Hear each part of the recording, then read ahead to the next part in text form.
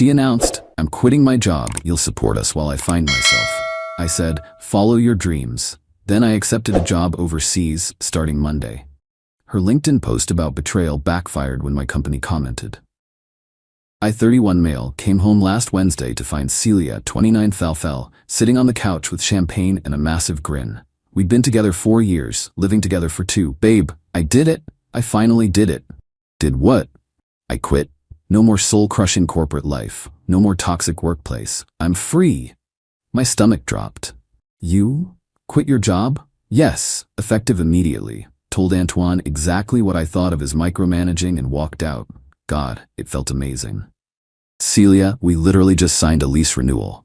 Our rent is $2,400 a month." She waved her hand dismissively. "You make enough to cover us both while I figure out my next move." I'm thinking maybe photography? Or pottery? I need time to explore my authentic self. "We should have discussed this first." "Why? So you could talk me out of it?" "I knew you'd be unsupportive. You're always so obsessed with money and stability." "Because stability keeps a roof over our heads?" "See? This is exactly why I didn't tell you. You're supposed to support my dreams, not lecture me about bills." I took a breath. "How long have you been planning this?" "A few weeks. I already bought a $3,000 camera setup for my photography journey. It'll pay for itself once I start booking clients." "With what money?" "Our emergency fund. But it's an investment in our future. Our emergency fund that I contributed 80% to for actual emergencies." "That's great. Follow your dreams." She beamed. "I knew you'd understand once you thought about it." What she didn't know was that 2 months ago, I'd been approached by my company's European division. They needed someone to lead a new team for 2 years. The pay was almost double, housing included, full relocation package. I'd been on the fence because of our relationship. Not anymore. That night, while Celia browsed Entrepreneurship for Beginners articles, I sent the email. "I accept the position. Can start Monday." The response came within an hour. "Fantastic. We'll expedite everything. Flight booked for Sunday night." Update 1 spent the last 3 days quietly organizing everything while Celia planned her creative journey. She'd already signed up for a $500 Find Your Purpose online course, bought $800 worth of art supplies, scheduled a 300-hour life coaching session. All on credit cards she assumed I'd pay off. Saturday morning, she presented me with a budget. "So I figured out our new financial plan. If you pick up some overtime and we cut back on your hobbies, we can maintain our lifestyle while I explore my passions. I'll need about 6 to 12 months. That's thorough. Oh, and I told my parents you're supporting my journey. They're so impressed. Dad said it's about time you stepped up as a provider." Her dad, who hasn't worked in 10 years while her mom supports him. Perfect. Speaking of stepping up, I have news too. Finally getting that promotion. Perfect timing. Better. I accepted a position in Amsterdam. I leave tomorrow night. The silence was deafening. That's not funny. Not trying to be. "Here's my contract." I showed her the email. "You can't. We have a lease. We have a life here. You ended our life here when you quit without discussing it, and spent our emergency fund on cameras. This is completely different. You're abandoning me. I'm following my dreams. You should be supportive. How am I supposed to pay rent? Maybe sell some of that photography equipment? Or book some clients with your 3 days of experience." She started crying. "You planned this. You're punishing me for choosing happiness. I was offered this job 2 months ago. I was going to turn it down for us. Then you made a unilateral decision about our future, so I made one too." 2 months? You've been lying for 2 months. I've been considering an opportunity. You quit your job and spent our savings without even mentioning it. Which one's worse? She grabbed her phone.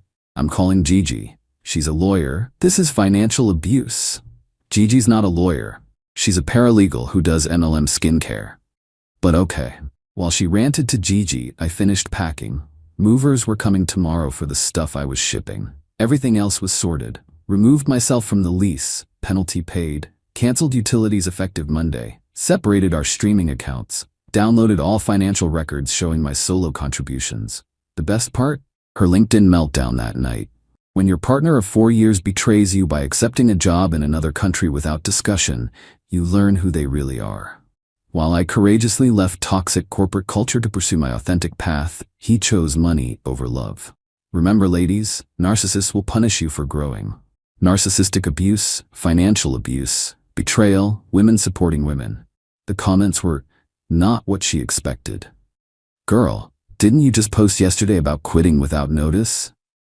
So you quit your job without telling him, but he's wrong for taking a promotion? This you? Screenshot of her post from Thursday. Real partners support your dreams without question.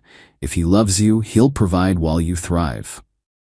But the best comment came Sunday morning from my company's official account. Congratulations to our star analyst on his promotion to European director.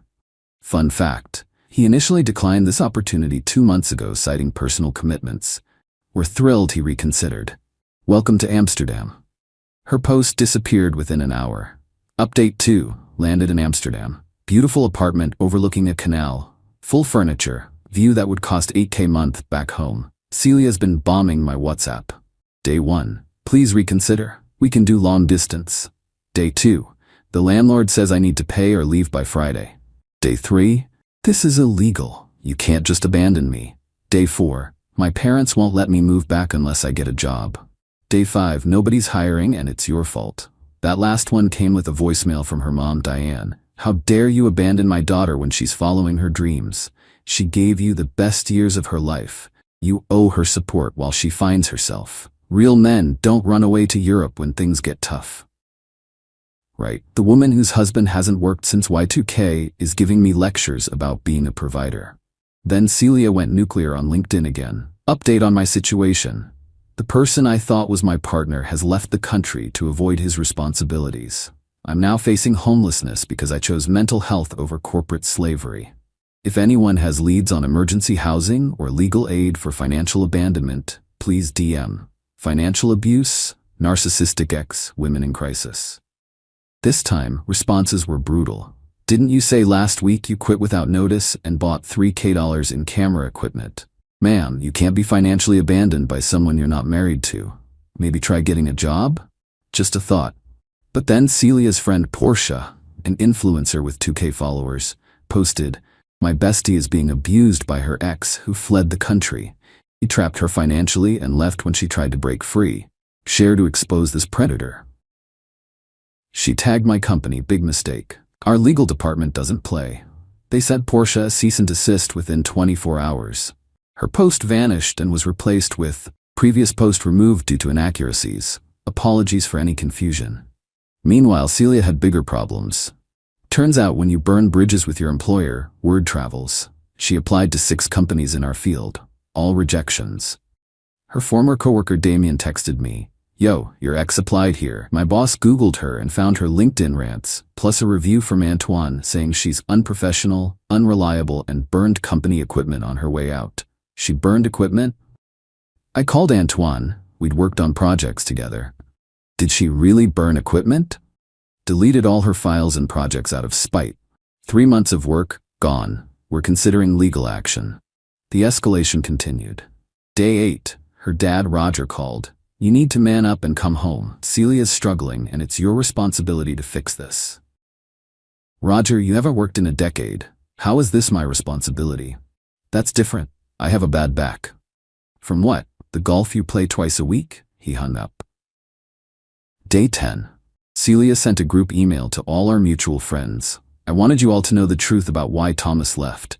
He's been planning this for months, waiting for me to be vulnerable so he could maximum damage. He knew I was struggling with corporate burnout, and instead of supporting me, he fled the country. This is emotional and financial terrorism." Replies started coming in. My favorite from Jake. "Celia, you told us last month you were planning to quit and make him support you. You said, and I quote, 'He makes enough for both of us. Why should I suffer?' This isn't terrorism, it's consequences." She removed Jake from the email chain. Update 3. The entitlement reached new heights. Celia created a GoFundMe, help a domestic abuse survivor rebuild her life. Goal, $15,000. The description was wild. After escaping a 4-year relationship with a covert narcissist, I'm starting from zero. He isolated me financially, made me dependent, then abandoned me when I tried to break free from his control. Now I'm facing eviction while he lives lavishly in Europe. She'd raised $300, all from her mom, when things went sideways. Remember that $3,000 camera she bought? Someone noticed it in her Instagram stories. Why are you selling brand new equipment if you need money for rent? Her response? A survivor shouldn't have to explain their coping mechanisms. Then Antoine's company filed charges for destruction of property. Turns out, what she deleted included client deliverables worth roughly $50,000 in contracts. She tried to claim it was an accident, but they had her key card data showing she came back after hours specifically to do it. Her LinkedIn got interesting, being sued by my toxic former employer for standing up for myself. They're claiming I destroyed property when all I did was clean my personal files. This is what happens when you refuse to be a corporate slave. Any lawyers willing to work pro bono for a whistleblower? The legal community responded, "That's not what whistleblowing means. Deleting client work isn't cleaning personal files." Pro tip, don't admit to crimes on social media. The best part, my company announced my first big win, landed a 2-mirror client in my second week. They posted about it with my photo. Celia commented, "Must be nice succeeding on the backs of those you've destroyed." My company responded, "Thomas earned this through merit and hard work. We don't tolerate defamation of our employees. This is your only warning." She deleted the comment but screenshotted it first, posting it everywhere with, "See how they protect abusers?" Nobody cared. Her follower count was dropping daily. Then came the voicemail from Roger. "You've ruined my daughter's life. She had to move back home. Do you know how embarrassing this is for us? The neighbors are talking. You're gonna fix this, or I'll fly to Amsterdam myself."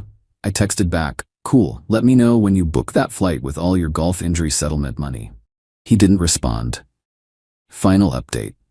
Everything came crashing down for Celia spectacularly. First, the lawsuit from Antoine's company. They had her dead to rights.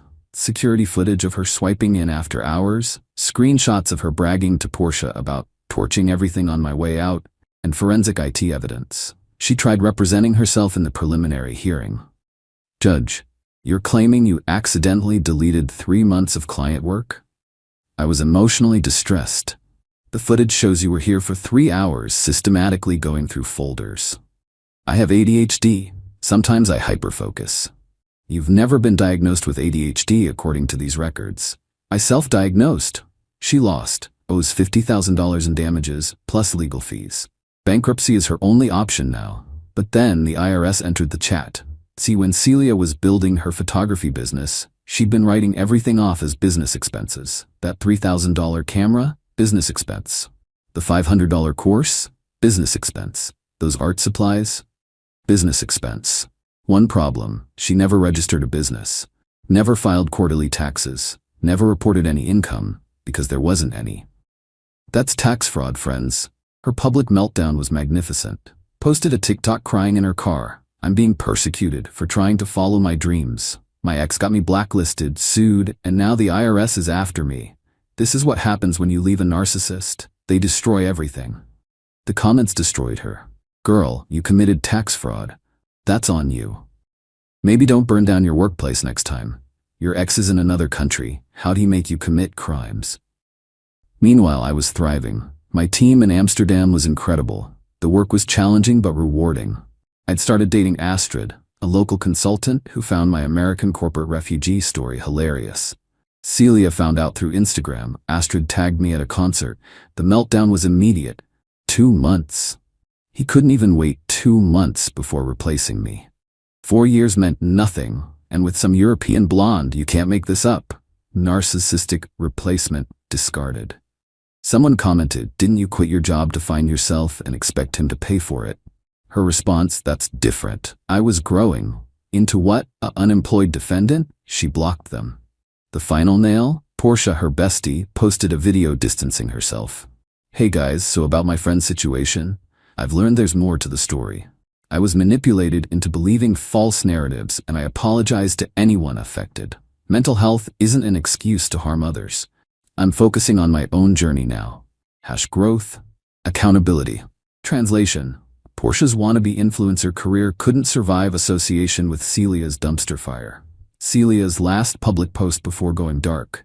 Taking a social media break to heal from narcissistic abuse, financial terrorism, and systematic oppression. If you need me, don't. I'm protecting my energy. Roger sent one final email. I hope you're happy. My daughter is destroyed. She's had to take a minimum wage job at a call center. She cries every day. This is your fault. I responded, weird how she's able to work now that she needs money. Guess she found herself after all. He CC'd my mom on his reply. Your son is a sociopath. My mom replied all. My son paid his own bills and moved on with his life. Your daughter committed fraud and burned down her career. I know which one I'm proud of.